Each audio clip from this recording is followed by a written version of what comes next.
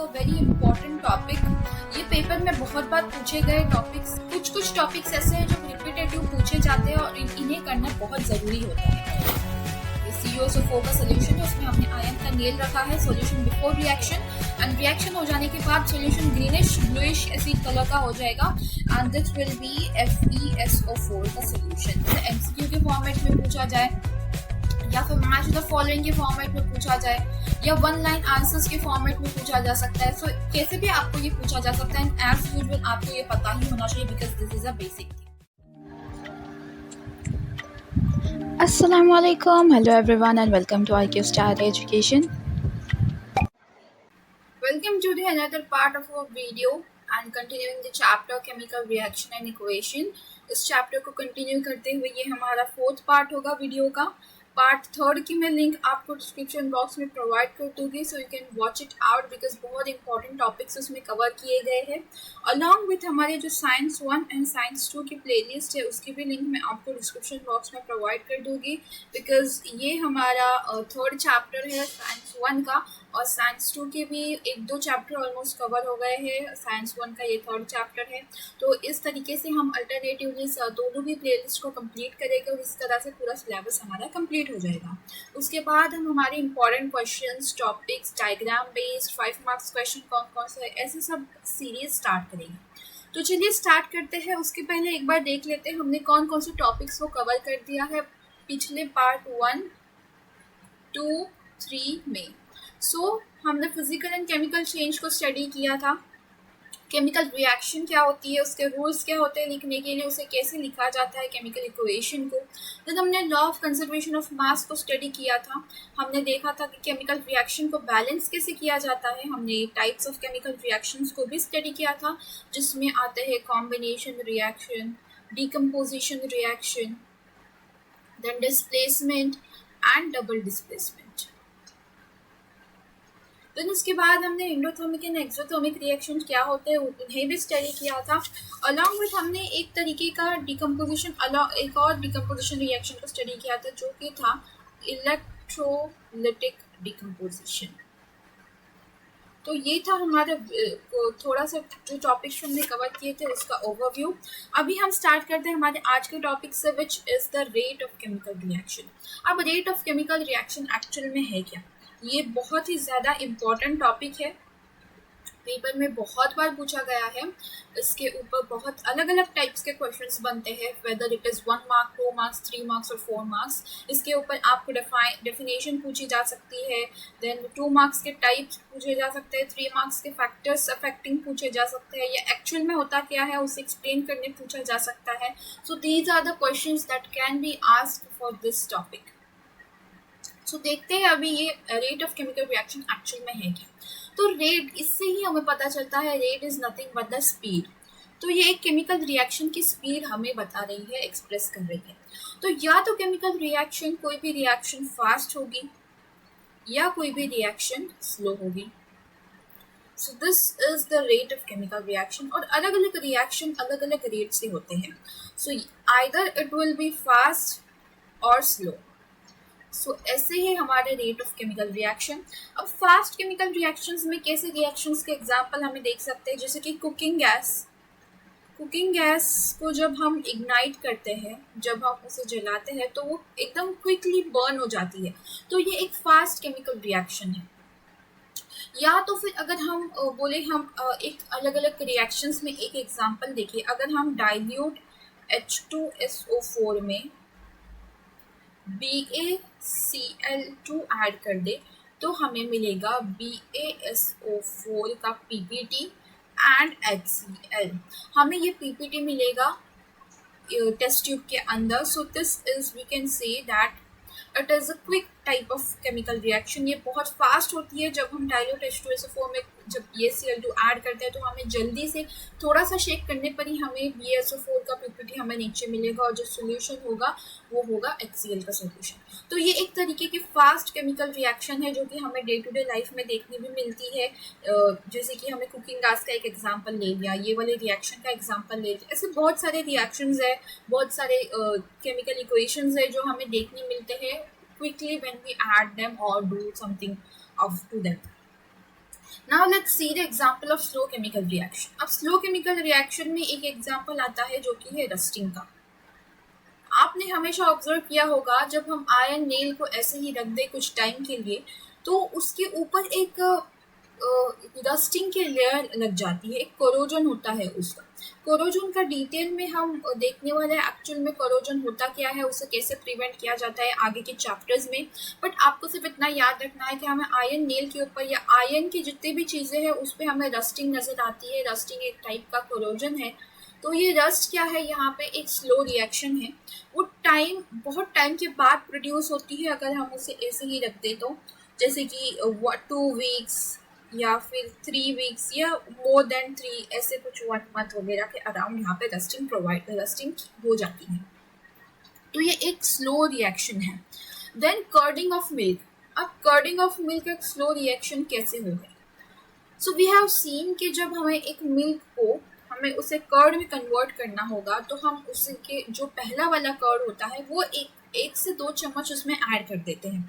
अब ये कर्ड के बारे में, माइक्रो ऑर्गेनिजम्स के बारे में भी हम आगे पढ़ने वाले हैं in our future topics, in our future classes of science to.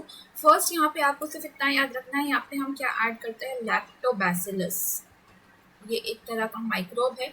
तो वो जो दही होता है, पुराना वाला दही, वो हम उसमें 1 चम्मच या 2 चम्मच ऐड कर देते हैं. तो और हमें थोड़ी देर बाद यहाँ उसमें कर्ड जमने लग जाता है, कर्डिंग फॉर्म हो जाती है. तो ये कर्डिंग कैसी है, ये क्विक रिएक्शन नहीं है, इसे टाइम लगता है. इसे पूरी रात रखनी पड़ती है, पूरा नाइट रखना पड़ता है या 5 to 6 आवर्स रखने पड़ते हैं, तभी जाके हमें मिल्क का कर्ड दिखने लगता है. अब ये भी 2 तरीके से होती है. जो स्लो रिएक्शन है वो भी हम देखा जाए तो या तो 5 to 6 आवर्स में हो जाएगी या फिर उसे 8 to 9 आवर्स भी लगते हैं. अब विंटर सीजन में ये और लेट हो जाती है क्योंकि बाहर का एटमॉस्फेरिक टेम्परेचर कैसा होता है, लो हो जाता है, ठंडा हो जाता है. बट 5 to 6 आवर्स में ये कब होगी, ये समर में होगी. बिकॉज समर में बाहर का टेम्परेचर कैसा होता है, हाई टेम्परेचर होता है, जिसकी वजह से ये जो प्रोसेस है वो जल्दी हो जाती है. जो लैक्टोबैसिलस का डिवीजन है वो फास्ट होता है. इसीलिए जब भी हम मिल्क में कर्ड ऐड करते हैं तो मिल्क को थोड़ा लुकवार्म रखते हैं इसी वजह से कि वो जो रिएक्शन है वो थोड़ी जल्दी में हो जाए. So this was about the slow reaction and fast reaction. अब ये स्लो रिएक्शन और फास्ट रिएक्शन तो हो गई. अब आते हैं हम हमारे आगे के टॉपिक पे, which is factors affecting rate of chemical reaction. अब रेट ऑफ केमिकल रिएक्शन वो कैसे स्लो होगा, कैसे फास्ट होगा, ये किन चीज़ों पे डिपेंड करता है. That is the factors affecting chemical rate of reaction. So this question have been asked in paper numerous times, like what are the factors affecting rate of chemical reaction. या एक factors को आपको पूछकर explain करने बोला जा सकता है, that how nature of reactant affect the rate of reaction and how temperature affect the rate of reactions and so on. So ऐसे टाइप्स के क्वेश्चंस बहुत बार पूछे गए हैं factors affecting rate of reaction इस टॉपिक पे, और ये बहुत ईजी भी है और आप इसे इजीली कर भी सकते हैं. सो देखते हैं पहले कौन कौन से ऐसे फैक्टर्स हैं जो कि रेट ऑफ रिएक्शन को अफेक्ट करते हैं.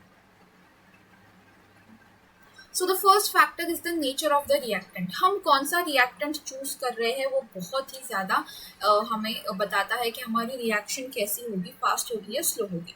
सो let's say we have 2 beakers over here. In 1 beaker हमने क्या लिया है, ये डाइल्यूट एसिड लिया है, डाइल्यूट HCl लिया है. दोनों भी बीकर में हमने दोनों एसिड डाल दिए हैं. और एक में हमने डाला है यहाँ पे एल्यूमिनियम, और दूसरे में डाला है हमने जिंक मेटल डाला है. एक में हमने एल्यूमिनियम का मेटल डाला है और एक में हमने जिंक का मेटल डाला है. सो अब होगा क्या, अब ये एल्यूमिनियम वाला जो है बीकर, उसमें रिएक्शन कुछ इस तरीके से होगी. दैट एल्यूमिनियम जो कि हमने सॉलिड डाला है उसमें, और ये HCl जो कि एक्वियस सॉल्यूशन है, जब ये रिएक्ट करेंगे तो हमें मिलेगा AlCl3 एक्वियस सॉल्यूशन, AlCl3, और साथ में मिलेगा हमें H2 गैस. अब ये जब हम बैलेंस करते हैं सो वी कैन राइट, यहाँ पे Cl3 है तो यहाँ पे भी हमें Cl3 लिखना पड़ेगा. H भी 3 हो जाएगी, यहाँ पे H2 है तो यहाँ पे हमें H और एक 3 यहाँ पे लिखे, 3 2 6, यहाँ पे 6 हो गए तो यहाँ पे भी 6 करना पड़ेगा हमें. तो Cl भी 6 हो जाएगा. सो इसके आगे भी हमें 2 लगाना पड़ेगा. So it will be 6 Cl as well. तो 2 एयर, तो यहाँ पे 2 लगाना पड़ेगा. Now our chemical reaction is completely balance. तो इस तरीके से आपको बैलेंस भी करते आना चाहिए हर एक इक्वेशन को, हर एक रिएक्शन को. सो बोलने का मोटिव यहाँ पे ये है कि ये जो केमिकल रिएक्शन होगी वो फास्ट होगी, और फास्ट इसीलिए होगी बिकॉज जो एल्यूमिनियम है, जो हमने एल्यूमिनियम डाला है डाइल्यूट HCl में, वो एल्यूमिनियम कैसा है, तो ये हाईली रिएक्टिव है. It is highly reactive than this zinc. Zinc come reactive है, एल्यूमिनियम ज़्यादा रिएक्टिव है, इसलिए एल्यूमिनियम की रिएक्शन फास्ट होगी और जिंक की रिएक्शन स्लो होगी. जिंक की रिएक्शन कुछ इस तरीके से होगी, Zn solid plus HCl aqueous solution. तो दोनों की रिएक्शन होगी ZnCl2 प्लस H2 गैस, और इसे बैलेंस करने पर तो हमें यहाँ पे 2 ऐड करना पड़ेगा. Now it is balance. और ये कैसी होगी, ये स्लो होगी because of this aluminium and zinc. Aluminium एक ज़्यादा रिएक्टिव मेटल है और जिंक लेस रिएक्टिव मेटल है. अब ये लेस रिएक्टिव है, मोर रिएक्टिव है, ये कैसे समझेगा, तो ऑफकोर्स यहाँ पे again it will B because of reactivity series. और ये रिएक्टिविटी सीरीज हम फ्यूचर में ऑफकोर्स देखने वाले हैं, लर्न करने वाले हैं, सीखने वाले हैं. So don't worry about that. But आपको ये पता होना चाहिए कि ये क्यों फास्ट होता है और क्यों स्लो होता है. एल्यूमिनियम कैसा है, ज़्यादा रिएक्टिव है जिंक के मुताबिक. So this was about the nature of the reactant. जैसा रिएक्टेंट हम चेंज करेंगे उस हिसाब से हमारे क्या होगी, रिएक्शन फास्ट होगी, स्लो होगी. It depends on the reaction. Now the size of the particle. The second thing that matters is the size of the particle. अब कौन सा साइज का हम पार्टिकल लेते हैं वो भी बहुत ज़्यादा मैटर करता है. अब यहाँ पे दिया है हमने 2 टेस्ट ट्यूब. एक टेस्ट ट्यूब में हमने डाली है कैल्शियम कार्बोनेट. पहले तो ये जो सोल्यूशन है जो आपको दिख रहा है, ये दोनों भी सोल्यूशन किस चीज़ के हैं, तो ये है डाइल्यूट HCl के. इसमें हमने डाला है डाइल्यूट HCl यानी कि पानी में मिक्स किया हुआ HCl. एक टेस्ट ट्यूब में, फर्स्ट टेस्ट ट्यूब में हमने क्या डाला, ये पीस डाला. किसका पीस डाला, कैल्शियम कार्बोनेट का पीस डाला. और सेकेंड टेस्ट ट्यूब में हमने कैल्शियम कार्बोनेट की पाउडर डाली. यहाँ पे हमने कैल्शियम कार्बोनेट की क्या डाली, पाउडर डाली. तो यहाँ पे कैसा हो रहा है, साइज चेंज कर रहा है. फर्स्ट इसमें कैसा है, साइज बहुत बड़ा है, और सेकेंड इसमें साइज कैसा है, छोटा है. पार्टिकल यहाँ पे जा रहे हैं. तो यहाँ पे जो रिएक्शन होगी पहले तो कुछ इस तरीके से होगी, दैट CaCO3 सॉलिड में, उससे हमने किस में डाला है, एक्वियस सॉल्यूशन ऑफ HCl में डाला है. So the reaction will be something like CaCl2 aqueous solution and we will get H2O liquid and CO2 gas will be released over here. यहाँ पे 2 ऐड कर देंगे, so it will be balance. तो अब ये जो रिएक्शन होगी first test tube में वो स्लो होगी. वो कैसी होगी, स्लो होगी. But the second test tube reaction will be fast. Why is it so, because हमने यहाँ पे पार्टिकल की साइज बहुत छोटी रखी है और यहाँ पे पार्टिकल की साइज बहुत बड़ी है. अब ये क्यों मैटर करता है कि पार्टिकल की साइज छोटी होनी चाहिए. अगर पार्टिकल्स की साइज छोटी हो गई तो वो कैसा होगा, उससे सरफेस एरिया बहुत ज़्यादा मिल जाएगा रिएक्शन के लिए. उसका सरफेस एरिया क्या होगा, बहुत ज़्यादा हो जाएगा, और रिएक्शन कैसी होगी, फास्ट होगी. तो इसीलिए जब हम छोटे पार्टिकल्स डालते हैं तो रिएक्शन फास्ट होगी. आपने देखा होगा कि हम जब पानी के अंदर शुगर मिक्स करते हैं तो अगर बहुत बड़ी शुगर के पार्टिकल्स रहे तो वो कैसा होगा, स्लो मिक्स होगा. बट अगर शुगर हमने पाउडर्ड शुगर डाली, शुगर की साइज हमने छोटी कर दी, तो वो बहुत जल्दी ही मिक्स हो जाएगा, बहुत जल्दी ही उसका सोल्यूशन हमें मिलेगा. Same with the salt as well. तो यही बात होती है कि साइज मैटर करती है of the reactant. So this was the second thing. Now the third thing, concentration of the reactants. अब reactant का concentration कैसा है, या either it is diluted or either it is concentrated, ये भी matter करता है कि वो diluted है कि concentrated है. उस हिसाब से हमारी जो reaction है वो fast या slow हो सकती है. तो यहाँ पे हमने लिया है 2 टेस्ट ट्यूब. इसके एक जो फर्स्ट टेस्ट ट्यूब है उसके अंदर हमने डाला है डाइल्यूट HCl. अब डाइल्यूट HCl मीन्स पानी के अंदर मिक्स किया हुआ HCl. और सेकेंड बीकर में हमने डाला है concentrated HCl. So first beaker में हमने डाइल्यूट HCl डाला है, सेकेंड बीकर में हमने कॉन्सेंट्रेटेड HCl डाला है. So now the first beaker contain dilute HCl, उसमें हमने डाला है अभी CaCO3, दोनों भी इसमें हमने CaCO3 की पाउडर डाली है, कैल्शियम कार्बोनेट की पाउडर डाली है और उसका रिएक्शन हमें देखने मिलेगा सेम जैसा हमने पिछले स्लाइड में रिएक्शन देखी थी, CaCO2 प्लस HCl डाला है तो वैसे रिएक्शन कैसे होगी, कैल्शियम क्लोराइड हमें मिलेगा जैसे पिछले रिएक्शन में मिला था। बट यहाँ पे जो फर्स्ट बीकर की रिएक्शन कैसी होगी, स्लो होगी, बिकॉज यहाँ पे जो HCl है वो कैसा है, डाइल्यूट है। बट सेकेंड बीकर की रिएक्शन कैसी होगी, फास्ट होगी, बिकॉज उसमें कॉन्सेंट्रेटेड HCl है। कॉन्सेंट्रेटेड HCl और डाइल्यूट HCl क्या है, मैंने आपको पिछले वीडियो में बताया था कैसे उसे डाइल्यूशन किया जाता है, एसिड में पानी डाला जाता है या पानी में acid, which was very basic and important thing that you can remember that. तो ये था हमारा डाइल्यूट एंड कॉन्सेंट्रेटेड। इसी की वजह से क्या होगा, हमारी रिएक्शन क्या होगी, फास्ट होगी एंड स्लो होगी। सो यहाँ पे concentration of the reactant also matters for chemical reaction to occur fast और स्लो। The fourth thing that is very important which affects the rate of chemical reaction is the temperature. हम कैसा temperature उसे provide करते हैं उस पर भी rate of chemical reaction matter करती है। हमने दो टाइप के केमिकल रिएक्शन देखा था, एंडोथर्मिक एंड एक्सोथर्मिक। उसके वर्ड में ही आपको समझ में आ जाएगा, जो कि मैंने पिछले वीडियो में आपको बताया था, आप अभी जाके चेकआउट कर सकते हैं, बिकॉज ये दोनों के ऊपर डिफरेंस बहुत बार पूछा गया है, सो इस बार भी पूछा जा सकता है। एंडोथर्मिक मीन जिसे हम हीट प्रोवाइड कर रहे हैं, जिसके अंदर उसे हीट लेना पड़ेगा, रिएक्शन के अंदर उसे हीट लेना पड़ेगा so to reaction to happen.